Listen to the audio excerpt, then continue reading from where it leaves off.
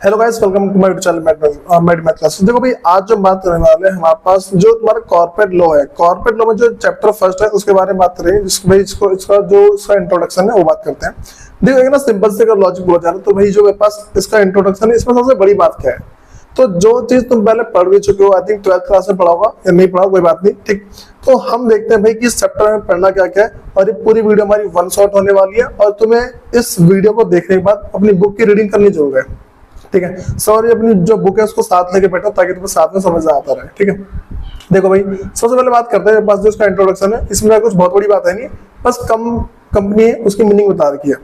तो हम वही सेम चीज यहाँ से पढ़ते हैं भाई कि मीनिंग ऑफ कंपनी। देखो भाई, कंपनी क्या होता है, अगर नॉर्मल सी भाषा बोली जाए, जो मेरे पास सेक्शन 220, ठीक है भाई, सेक्शन 220 है ऑफ कंपनीज एक्ट 2013, जो कंपनी एक्ट 2013 है, ठीक है। इसके अंदर बता रखा है कि कंपनी का मतलब क्या है। तो कह रहे company incorporated under this act, या तो भाई देखो दिस एक्ट का मतलब है या तो मेरे पास जो सेक्शन जो एक्ट 2013 या इससे जो पीछे, ठीक है, इससे पहले जो भी एक्ट थे ना, ठीक है, उसके अंदर बने हुए थे। तो कह रहे कि इनकॉर्पोरेटेड अंडर दिस एक्ट और under any previous company law, ठीक है, या फिर इससे पहले जो भी कंपनी लॉ बने थे, ठीक, उसके अंदर बने, इन सबको कंपनी बोलते हैं, ठीक है। तो भाई ये तो कोई लॉजिक बनता नहीं है। हम आते हैं सीरियस की मीनिंग वगैरह जो है हमारे पास है।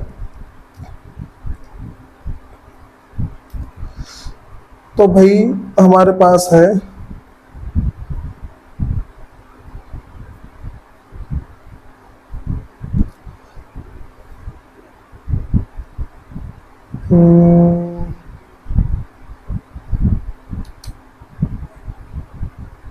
यहाँ बस, हाँ भाई ये रहा, यहाँ से है, ठीक है, ये मेरे पास मीनिंग है, ठीक है। इसको चीफ जस्टिस मार्शल ने एक डेफिनेशन दे रखी है, ठीक है, और उसके अंदर जो उसने बातें बोली भाई ये बता रखा है। एक कंपनी क्या होती है, कह रहे कंपनी एज अ पर्सन, ठीक है। कंपनी क्या होती है भाई, हमारे पास एक पर्सन होती है, ठीक, जो आर्टिफिशियल पर्सन है, ठीक है, हमारे पास एक नकली पर्सन होता है, ठीक, और इनविजिबल है भाई, दिखता नहीं है, ठीक है। क्या मेरे पास भाई अगला इनविजिबल है, ठीक। अगली बात है इंटेंजिबल, इसको हम टच भी नहीं कर सकते, ठीक है, इंटेंजिबल है, कह रहे कि and existing only in the I of law, ठीक है। और भाई ये ऐसी चीज है जो सिर्फ लॉ की नजरों से देखा जा सकता है, ठीक है। तो भाई देखो, अगर सिंपल सी डेफिनेशन तुमसे बोलना तो अपनी पेंसिल लेकर बैठो, उसमें लिखो कि company is a person which is company is an artificial person which is invisible, intangible and can be only seen in the I of law, ठीक है, ये लिखा होता है। तो भाई ये सारे मीनिंग है, ठीक है। इसके नेक्स्ट पे पढ़ते हैं वापस, क्या अभी देखो जो इसके आगे पास है वो है इसके कैरेक्टरिस्टिक्स ऑफ कंपनी, ठीक है भाई। जो कंपनी है उसके कैरेक्टरिस्टिक्स क्या क्या है, मतलब कि ना देखो, जिस तरीके से मान लो कि तुम्हारे पास कोई सा मोबाइल है, ठीक, तुम उस मोबाइल को अगर परचेज करते हो तो उस मोबाइल के फीचर्स देखते हो ना, सेम तरीके से हम कंपनी के फीचर्स देखेंगे, कंपनी के क्या क्या फीचर्स है, ठीक। तो भाई पहला मेरे पास उसको बोलते हैं सेपरेट लीगल एंटिटी। देखो भाई, सेपरेट लीगल एंटिटी के अंदर ये बता रखा होता है कि जो कंपनी है, ठीक है, वो अपने मेंबर से सेपरेट होती है, मतलब कि अगर मेंबर कुछ भी गलत काम करता है तो कंपनी नहीं फंसेगी, और कंपनी कुछ गलत काम करती है मेंबर नहीं फंसेगा, ठीक है। तो इसका मतलब है कि action of company can not be imposed on member and the action of member can not be imposed on company, ठीक है, सिंपल सी बात ये है। तो सेपरेट लीगल एंटिटी ये जो भी काम करेगी भाई ये अपन उस पर करेगी। और दूसरी बात ये बोली जाती है कि सेपरेट लीगल एंटिटी है, ठीक, तो इसके ना इसी के बेस पे क्या है कि केस स्टडी चली है, ठीक है भाई, वहां से केस स्टडी है, इसको पढ़ के देखना, ठीक है, सारा पता जाएगा। इसको बोलते हैं case study versus salmon company limited, ठीक, ये केस स्टडी है, इसको पढ़ के देखना तो मैं सारी बातें बता जाएगी क्या क्या है इसके अंदर। उसके बाद में सुनो, नेक्स्ट मेरे पास है, इसको दूसरा बोलते हैं इनकॉर्पोरेटेड एसोसिएशन। भाई जो कंपनी होती है वो हमारे पास होती है इनकॉर्पोरेटेड एसोसिएशन। इनकॉर्पोरेटेड एसोसिएशन का मतलब होता है भाई ये एक अलग से रजिस्टर्ड हुई होती है, ठीक है। जब कंपनी फॉर्म होती है ये एक अलग से रजिस्टर्ड हुई है, इसमें बहुत सारे लोग होते हैं, उनका एक तरीके से मान लो कि ग्रुप होता है, ठीक, वो सारे काम करते हैं। देखो इस बात में उसकी लाइन पढ़ के बता रहा हूँ, कह रहे company is a incorporated association, ठीक, और किसके भाई, ऑफ पर्सन, ठीक है, मैंने बोला है भाई ऑफ पर्सन, वो पर्सन के इनकॉर्पोरेटेड एसोसिएशन होता है, and it is form by registration under the various companies act, ठीक। और ये कैसे बनती है भाई, रजिस्ट्रेशन की प्रोसेस बनती है। तो हम इसको इनकॉर्पोरेटेड एसोसिएशन इसलिए बोलते हैं क्योंकि इसके अंदर बहुत सारे ग्रुप ऑफ पर्सन काम कर रहे होते हैं, ठीक है, और ये रजिस्ट्रेशन के बाद फॉर्म होती है, ठीक है। और भाई अगली बात करते हैं जो है वो है आर्टिफिशियल पर्सन। देखो भाई नेक्स्ट बात मेरे पास है, कंपनी क्या होती है, कोई आर्टिफिशियल पर्सन है। आर्टिफिशियल पर्सन का मतलब भाई कि इसकी कोई बॉडी नहीं होती, ठीक है, इसका जो एग्जिस्टेंस है वो भी नहीं होता, बस इसको जो कानून है, ठीक है, जो लॉ है, सिर्फ उसकी नजरों से देख सकते हैं, इसके अलावा इसमें कुछ और है नहीं। ठीक है, फिर भाई इसका केस स्टडी और देखो। अच्छा एक बात और है इसमें ना, जो सबसे इंपॉर्टेंट बात है भाई, ये अपने नाम पे प्रॉपर्टी ले सकती है, ठीक है, इसके नाम पे लायबिलिटी भी हो सकती है, ठीक, और इसके बहुत सारे लीगल राइट भी होते हैं। Legal right in the sense भी, जैसे मान लो कि ये किसी के ऊपर केस कर सकता है, कोई और इसके ऊपर भी केस कर सकता है, ठीक है, कह रहे कि can sue and be sued in its own name, भाई कोई इस पे केस कर सकता है, ठीक है, और ये भी किसी और के ऊपर केस कर सकता है, ठीक है, ये सारी बात है। और भाई इसका डोमिसाइल भी होता है, जिस तरीके से हमारा आधार कार्ड है ना, वैसे इसका भी होता है, ठीक है, कंपनी का भी।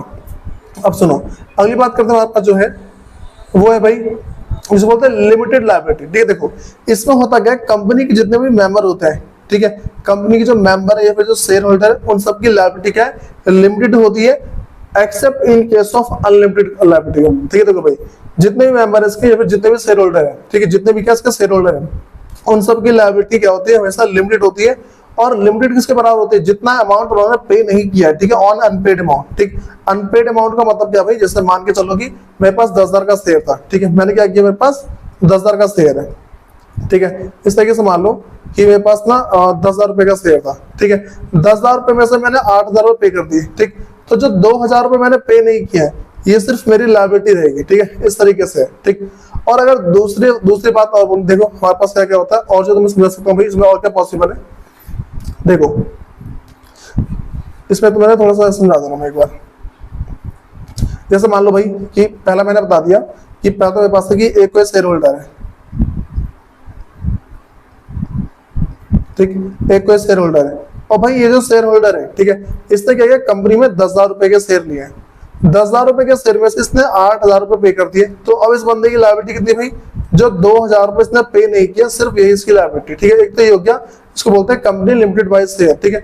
दूसरा होता है कंपनी लिमिटेड बाय गारंटी, ठीक है। अगला क्या होता है, company limited by guarantee, company limited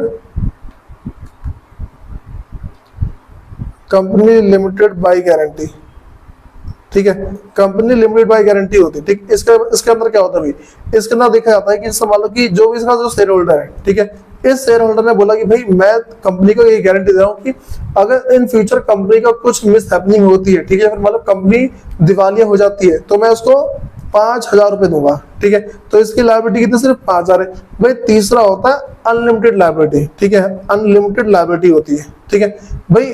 unlimited liability के अंदर क्या होता है कि एक जो मेंबर है उसका, ठीक है, उस मेंबर की लायबिलिटी पूरी अनलिमिटेड होती है। अनलिमिटेड का मतलब भाई कि कितना भी पैसा लगे, ठीक है, वो सारे मिलके हुए देंगे, ठीक है, भले उनका जो खुद का घर है वो भी क्यों ना बिक जाए, ठीक, ये सारा फंडा पड़ता है इसके अंदर, ठीक है। अब आते हैं नेक्स्ट पॉइंट पे, देखो भाई जो मेरे पास नेक्स्ट है उसको बोलते हैं परपेचुअल सक्सेशन, ठीक है भाई। परपेचुअल सक्सेशन का मतलब क्या हो जाता है कि company has a perpetual succession, इसका मतलब है इट नेवर डाई, ठीक है। देखो भाई, और दूसरी बात क्या होती है कि इसकी जो लाइफ है कभी भी डिपेंड नहीं करती इनके मेंबर पे, यानी कि not the life of it depend upon the life of member. देखो भाई परपेचुअल सक्सेशन का मतलब कि मेंबर में कम मेंबर में go but the company will continue forever. इसका मतलब सिंपल सा होता है कि भाई मेंबर आते रहेंगे, मेंबर जाते रहेंगे, लेकिन जो कंपनी हो गया चलती रहेगी, ठीक है। नेक्स्ट बात करते हैं भाई, हमारे पास है इसको बोलते हैं कॉमन सेल। देखो भाई कॉमन सेल जिस तरीके से एक जो सिंपल सा इंसान है, ठीक है, एक जो कॉमन मैन है उसका सिग्नेचर होता है, सेम तरीके से जो कंपनी है उसका सिग्नेचर क्या बोलते हैं, जो उसका सिग्नेचर है, ठीक है, उसके सिग्नेचर को हम बोलते हैं कॉमन सेल, ठीक है। और भाई कॉमन सेल जो है ना, कंपनी के जितने भी मेंबर है, फिर जितने भी शेयर होल्डर है, उनके हर एक डॉक्यूमेंट पे अफेक्टेड होती है, ठीक है, मतलब कि थप्पा लगा हुआ होता है इसका, ये ध्यान रखे चलना। उसके बाद अगली बात करते हैं भाई, इसमें बोलते हैं ट्रांसफरेबिलिटी ऑफ शेयर। देखो भाई अगर ट्रांसफरेबिलिटी ऑफ शेयर की बात करते हैं तो मेरे पास इसमें कुछ कंडीशन है, ठीक है। कंडीशन का सिंपल मतलब समझ लो कि देखो जैसे मान लो कि अगर कंपनी मेरे पास जो कंपनी है, अगर कंपनी मेरी प्राइवेट है, अगर प्राइवेट कंपनी है तो तुम उसके शेयर को ट्रांसफर नहीं कर सकते, लेकिन अगर कंपनी तुम्हारी पब्लिक है, ठीक है, अगर कंपनी पब्लिक है तो तुम उसके शेयर को ट्रांसफर कर सकते हो, ठीक है, ये बात याद रख के चलना। उसके बाद भाई हम अगली बात करते हैं, जो नेक्स्ट टॉपिक मेरे पास उसको बोलते हैं लिफ्टिंग ऑफ कॉर्पोरेट विल, ठीक है भाई, जिसको बोलते हैं कि पियर्सिंग ऑफ कॉर्पोरेट विल। पहले समझो भाई कॉर्पोरेट विल क्या होता है। कॉर्पोरेट विल एक ऐसी थ्योरी होती है जो कि एक तरह से मान लो सेपरेट लीगल एंटिटी वाला टॉपिक, ठीक है, कहते हैं सेपरेट लीगल एंटिटी वाला। इसका मतलब ये है जो कंपनी है, ठीक है, और जो इसके जो मेंबर है, ठीक है, जो कंपनी है और जो उसका मेंबर है दोनों क्या सेपरेट है। इसका मतलब कंपनी अगर कुछ भी गलत काम करती है तो जो उसका मेंबर है वो कभी नहीं फंसेगा, मेंबर कुछ गलत काम करता है तो इसकी जो कंपनी है वो भी कभी नहीं फंसेगी, ऐसा होता है। लेकिन कुछ कुछ केसेस ऐसे होते हैं, ठीक है, जिस केस में भाई ये जो कॉर्पोरेट विल है ये हट जाती है, ठीक है, जो कॉर्पोरेट विल है क्या हट जाती है।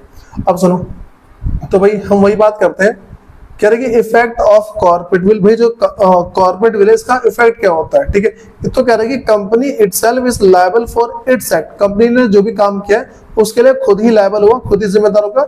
And its member, director and employ, share holder are not liable for the act of the company, ठीक है।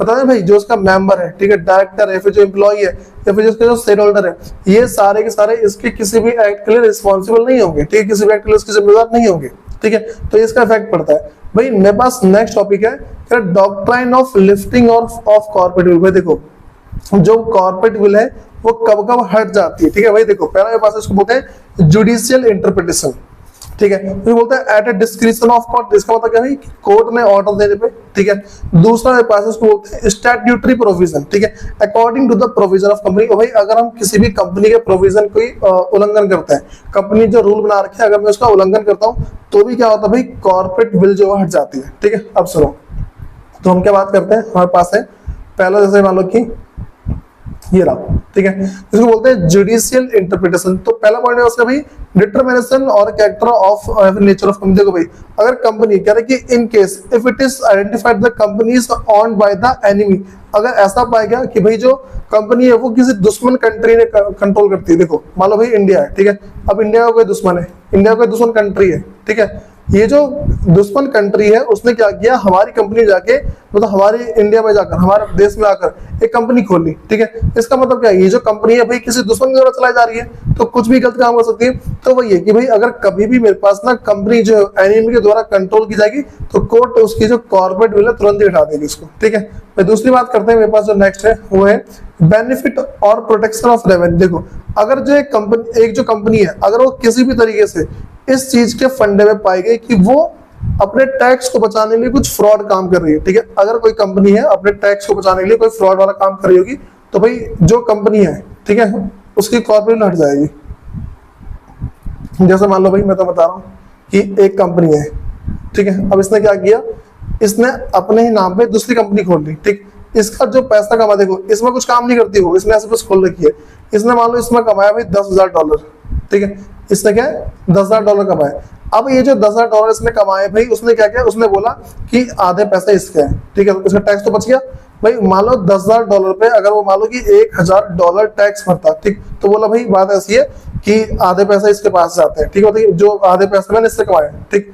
तो अब इस चक्कर में क्या होगा, 5,000 बढ़ जाएगा, मतलब 5,000 इसके हो जाएंगे, ठीक है, 5,000 इस पे, और मान लो भाई 5,000 रुपए कम टैक्स लगता है, ठीक, मैं टोटल मान ले रहा हूँ कि भाई सिर्फ 200 रुपए टैक्स किया और 800 रुपए इसने टैक्स किया बचा लिए, ठीक। तो ये इसने क्या किया, टैक्स सेविंग करी ना। मान लो कि जब भी अगर कंपनी, ठीक, मान लो कि टैक्स चोरी करते पकड़ जाती है, इस केस में क्या होगा, देखो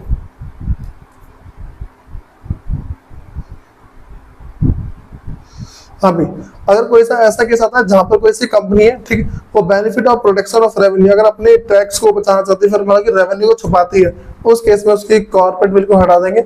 अगला इवेजन और करें evasion of personal and statutory obligation, ठीक है, प्रिवेंशन ऑफ फ्रॉड। देखो भाई कह रहे कि इवेजन एक तरीके से मान लो कि वो कुछ गलत काम कर रही है, ठीक है, evasion of personal statutory obligation, उसके कुछ ना कुछ क्या लीगल काम होते हैं, ठीक है, एक जो कंपनी होती है उसको लीगली कुछ ना कुछ वर्क करना होता है, ठीक। अगर वो उस वर्क को छुपाती है, जैसे मान लो कि उसको हर महीने ऑडिटिंग करवानी है, फिर मान लो कि हर साल उसको ऑडिटिंग करवानी है, उसको टैक्स पे करना है, अगर ये किसी भी तरीके लीगल काम से बचती है तो इसके उसको जो इसकी कॉर्पोरेट बिल है तो वो हट जाएगी, ठीक है। भाई जो नेक्स्ट बात करते हैं बस बोलते हैं अवॉइडेंस ऑफ वेलफेयर लेजिस्लेशन। भाई अगर वो जो समाज का भला है, ठीक है, जो मतलब कोई ऐसा काम करिए जिसमें क्या है कि जो समाज है, ठीक है, उसको कुछ ना कुछ दिक्कत पहुंच रही है, ठीक, उस केस में भी क्या है जो इसकी कॉर्पोरेट विल है वो हट जाएगी। अगला डाइवर्सन ऑफ बिजनेस अपॉर्चुनिटी। भाई कह रहे कि where company is to diverse the business of another company then the corporate veil is lifted. भाई अगर ऐसा होता है वो किसी दूसरी कंपनी को काम करने में बाधा डाल रही है, ठीक है, तो भी इसकी कॉर्पोरेट विल क्या हट जाएगी, ठीक। नेक्स्ट बात भाई डिटरमाइनिंग एक्सपर्टीज ऑफ कंपनी। कह रहे कि the expertise and the experience of the share holder could be regarded as the expertise of company. इसमें कह रहा भाई कि डिटरमाइनिंग एक्सपर्टीज ऑफ कंपनी। भाई देखो, अगर जो कंपनी के जो शेयर होल्डर वगैरह वो सारे पीछे पहले कभी फ्रॉड के चक्कर में फंस चुके हैं, ठीक है, या फिर मान लो जो इसके जो मेंबर है, ठीक, कंपनी के मेंबर वगैरह अगर वो पहले किसी फ्रॉड के चक्कर में फंस चुके हैं और दोबारा वो किसी कंपनी के मेंबर बन गए, ठीक है, फिर जो मेंबर बन गए, तो उस टाइम में क्या होगा, इस कंपनी की जो कॉर्पोरेट विल उसको हटा दिया जाएगा। सिंपल सा लॉजिक ये है। देखो भाई, मान लो मेरे पास एक बंदा है राजू, ठीक है, राजू पहले इस कंपनी का मेंबर था, राजू क्या इस कंपनी का पहले मेंबर था, ठीक। जब वो इस कंपनी का मेंबर था उस टाइम इसने क्या किया था भाई, यहाँ पे कुछ फ्रॉड किया था, ठीक। अब वही यही सेम बंदा किसी दूसरी कंपनी में, ये जो राजू है किसी दूसरी कंपनी का मेंबर बन गया और कोर्ट ने इसको भाई पहचान ली कि भाई तो फ्रॉड किया था पहले बहुत बड़ा, ठीक। तो अब क्या है, तो ये जो कंपनी है, इस कंपनी की जो कॉर्पोरेट विल उसको हटा देंगे। कॉर्पोरेट विल हटाने का मतलब सिंपल सा एक लॉजिक पड़ता है भाई कि जो हमारे पास अगर देखो जो मेंबर है और जो कंपनी है, ठीक है, वैसे नॉर्मली अलग होती है, ठीक। मेंबर कंपनी अलग होती है, मतलब कि मेंबर ने कुछ काम किया कंपनी को कुछ फर्क नहीं पड़ेगा और जो कंपनी ने कुछ काम किया मेंबर को कोई फर्क नहीं पड़ेगा। ये चीज को बोलते हैं कॉर्पोरेट विल का होना। लेकिन जैसे कुछ फ्रॉड वगैरह हो जाता है कॉर्पोरेट विल को हटा दिया जाता है, ठीक है। भाई नेक्स्ट बात करते हैं जो मेरे पास है वो है व्हेन कंपनी इज सेम्ड और फेस्ड। भाई देखो, कंपनी जो है ना वो किसी ऐसी चीज में फंस जाती है जहां पे मान लो कि उसने कुछ गलत काम किया हो, ठीक है, जैसे मान लो उसने कोई फ्रॉड वाला काम कर दिया, देशद्रोह वाला काम कर दिया, तो भी क्या है कि इसका एक तरीके से मान लो जो कॉर्पोरेट विल है वो उसका हट जाता है। जैसे मान लो कि मैं तुम्हें सिंपल सा बोलूं, भाई कंपनी ने पहले क्या की कुछ ना कुछ ऐसी चीज छुपाई है, ठीक, जो कि उसको बताना जरूरी था सरकार को। कंपनी ने कुछ ऐसी चीज छुपा ली जो सरकार को बताना जरूरी था, तो उस टाइम में क्या जो कॉर्पोरेट विल है वो हट जाती है, ठीक। तो भाई मेरे पास वो वाला हो गया। अगली बात करते हैं स्टैट्यूटरी प्रोविजन। भाई ऐसे कौन कौन से काम है जो कंपनी लॉ के अंदर, जो कंपनीज एक्ट है उसी के अंदर बना कर रखे हैं। ऊपर के जितने केस पड़ा है भाई वो सारे केस होते हैं जब क्या है कि जो कोर्ट है, ठीक है, उसने डिसाइड किया कि हाँ भाई क्या करना है क्या नहीं करना। लेकिन जो स्टैट्यूटरी प्रोविजन है, स्टैट्यूटरी प्रोविजन वो सारे जो कंपनी एक्ट के अंदर लिखे हुए तुमने उसको नहीं माना, ठीक। कंपनी एक्ट के अंदर बहुत सारी बातें लिखी हुई है, अगर तुम उसको फॉलो नहीं करते हो इन दैट केस जो तुम्हारी कॉर्पोरेट विल है, ठीक है, दैट विल बी लिफ्टेड।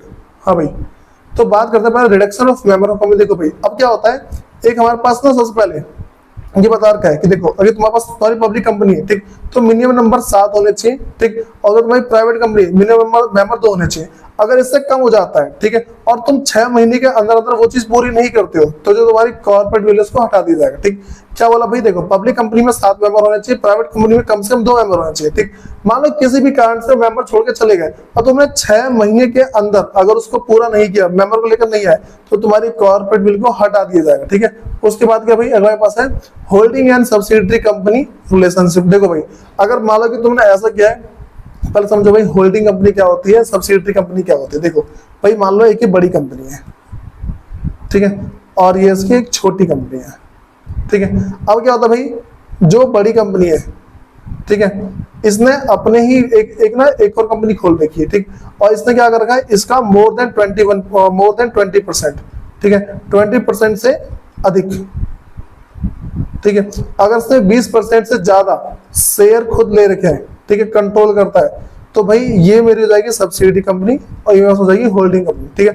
तो ये कह रही है as per the section 246 of the Indian company 2013 holding company is defined as a in relationship to one or more other company, ठीक है। भाई देखो होल्डिंग कंपनी क्या होती है, जो किसी दूसरे कंपनी की उसमें होती है। नॉर्मली ये बोला जाता है कि कभी भी किसी बंदे ने एक अपनी सब्सिडी कंपनी बनाई है और सब्सिडी कंपनी बनाई कुछ फ्रॉड करने के लिए, ठीक है, उस केस में क्या भी ये जो हमारे पास कॉर्पोरेट विल हट जाएगा। देखो जैसे मान लो कि मैं यहाँ पे हूँ, ठीक है, मैंने क्या किया, मैंने इस कंपनी को बनाया ताकि भाई जो मेरा टैक्स है वो बचा सकूं मैं, ठीक। तो इन दैट के देखो सिंपल, तो यहाँ पे क्या हो जाएगा, हम बोल देंगे भाई जो कॉर्पोरेट विल हट चुका है। एक सिंपल सा लॉजिक बोल दो, कभी भी एक होल्डिंग कंपनी अपने टैक्स को बचाने के लिए और एक सब्सिडी कंपनी फॉर्म करती है, उस केस में क्या होता है भाई, एक ही बात निकल के आती है और बात हमारे पास ये होती है कि ये जो कंपनी है, ठीक है, ये जो मेन कंपनी है, ठीक है, इस मेन कंपनी की कॉर्पोरेट विल हट जाती है, ठीक है।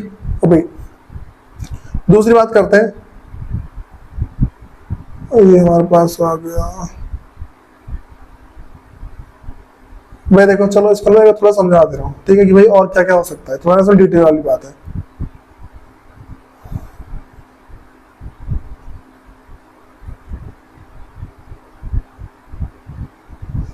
चलो भाई इसके लिए रीडिंग करना है, ठीक है, समझ में आ जाएगा वैसे तो।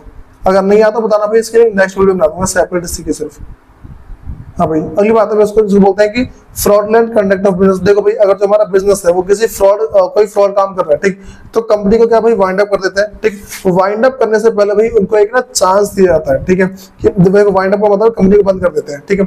देखो नॉर्मली क्या होता है कि अगर कोई कंपनी है, ठीक है, जो कुछ काम करे लेकिन वो जो काम है भाई वो काम ठीक नहीं है, ठीक, काम में गलत काम कर रही हो, जो कंपनी है भाई वो कुछ फ्रॉड काम कर रही है, तो उस केस में क्या होगा कि भाई जो उसकी कॉर्पोरेट वैल्यू वो हट जाएगी। अगला बस है failure to return the application. भाई देखो भाई अब क्या होता है, जैसे मान लो कि ये कंपनी है, ठीक है, कंपनी ने अपने मेंबर से जो मतलब कंपनी ना अपना जिसको बोलते हैं प्रोस्पेक्टस, ठीक है, कंपनी ने अपना प्रोस्पेक्टस जारी किया, ठीक है। अब भाई प्रोस्पेक्टस इशू किया, प्रोस्पेक्टस इशू करने के बाद क्या होता है भाई कि नॉर्मली होता है ना, एक ने टाइम प्रिस्क्राइब कर रखा है, ठीक है, जो सेबी ने क्या टाइम बता रखा है कि भाई अगर इस टाइम के अंदर अंदर तुमने अगर इनको शेयर इशू नहीं किए, ठीक है, कंपनी से बोल रखा है कि अगर तुमने भाई प्रोस्पेक्टस इशू किया और लोगों ने तुम्हें एप्लीकेशन मनी दी है, ठीक है, लोगों ने तुम्हें क्या एप्लीकेशन मनी दी है और तुम एप्लीकेशन मनी के बदले तुम उसको शेयर नहीं दिया, उन्होंने एप्लीकेशन मनी दे दी, ठीक है,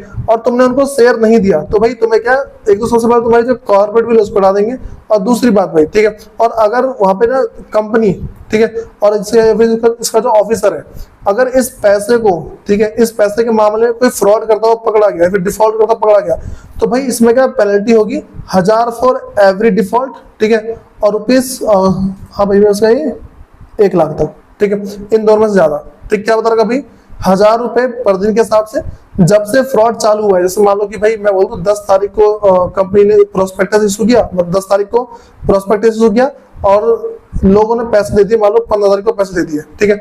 अब जो फ्रॉड जो चालू हुआ है, फ्रॉड चालू हुआ 20 तारीख से, ठीक है, फ्रॉड का 20 तारीख चालू हुआ, तो 20 तारीख से लेकर जब तक फ्रॉड चल रहा होगा पर डे के हिसाब से 1000 रुपए, ठीक है, पर डे के हिसाब से 1000 रुपए जो कंपनी का ऑफिसर है या फिर जो कंपनी है उनके ऊपर चार्ज होगा, और ये जो अमाउंट है, ठीक है, 1 लाख रुपए तक जाएगा, ठीक, और 1 लाख में कहा जाएगा भाई विच एवर इज लोअर। जैसे मान लो मैं तुम्हें इसका मतलब बता रहा हूँ कि 1000 रुपए के हिसाब से मान लो भाई वो पहुंच गए 6 दिन तक, चलो मैं कह रहा हूँ कि 20 दिन तक पहुंच गए, तो कितना हो गया ये तुम्हारा हो गया भाई 20,000, ठीक है, ये 20,000 हो गया, और ये तुम्हारा फाइनल अमाउंट क्या है वाला, ये अमाउंट क्या है 1 लाख रुपए, ठीक है, तो 20,000 रुपए या फिर 1 लाख रुपए, दोनों में से जो लेस होगा, दोनों में से जो कम होगा वो वाला अमाउंट पे किया जाएगा, ठीक है, मतलब वो वाला अमाउंट क्या मतलब कि जैसे मान लो दिया जाता है एज अ फ्रॉड पेनल्टी दी जाती है रजिस्ट्रार को।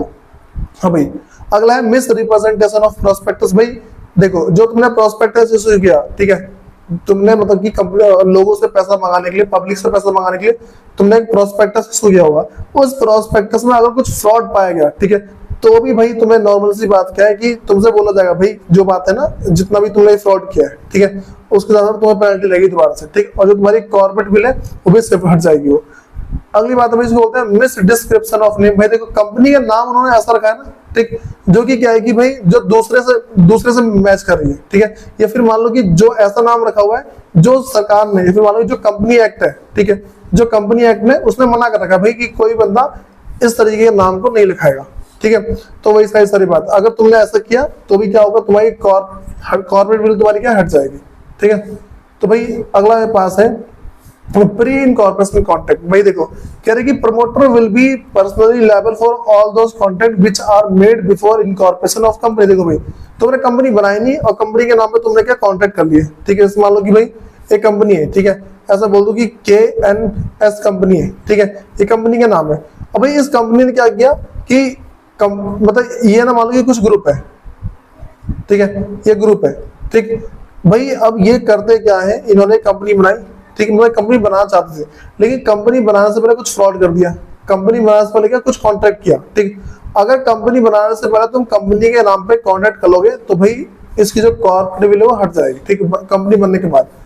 अगली बात है भाई अल्ट्रा वायरस एक्ट। देखो अल्ट्रा वायरस एक्ट का मतलब क्या है, अगर तुम कोई ऐसा एक्ट करते हो जो तुम्हारे आर्टिकल ऑफ एसोसिएशन से बाहर है, मतलब कि जो तुम्हारे जिसको बोलते हैं AOA, ठीक है, अगर तुम्हारे आर्टिकल ऑफ एसोसिएशन से बाहर है, आर्टिकल ऑफ एसोसिएशन का मतलब होता है कि भाई कंपनी की वो बुक है जिसके अंदर लिखा होता है कि कंपनी क्या क्या काम कर सकती है, ठीक, अगर तुम इससे बाहर जाते हो, अगर तुम इससे बाहर जाए काम करते हो, ठीक, तो भी तुम्हारी कॉर्पोरेट बिल क्या हटा दिया जाएगा।